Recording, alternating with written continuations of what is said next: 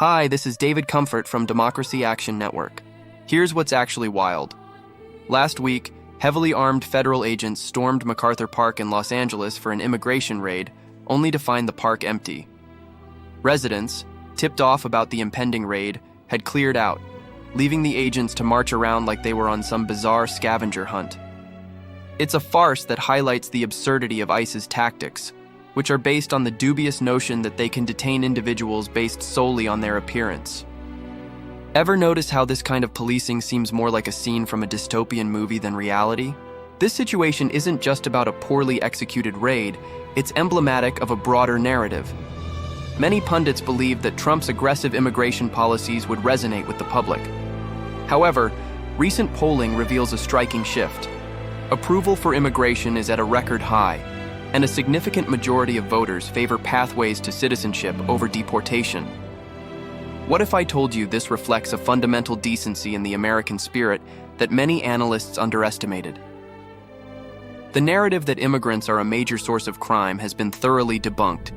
For instance, Kristi Noem's claim that Los Angeles is a city of criminals stands in stark contrast to recent statistics showing the city is on track for its lowest homicide rate in 60 years.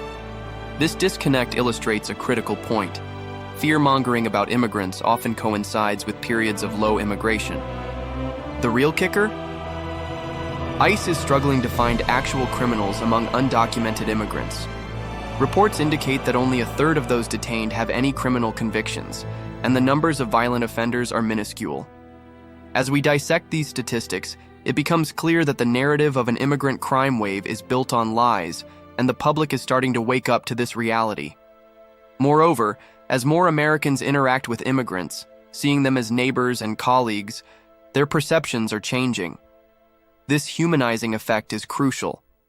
The cruelty of the current administration is inadvertently shining a light on the humanity of immigrants, making it harder for people to see them as mere statistics or threats. So, what does this mean for the future? While it's unlikely that ICE will back down completely, the political landscape is shifting. Harsh anti-immigrant policies are starting to look like a losing strategy.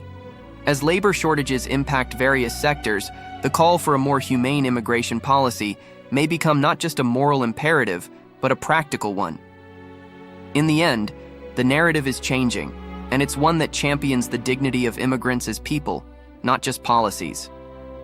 This is David Comfort from Democracy Action Network. Please like this video and subscribe to our channel. It would help out a lot. Peace.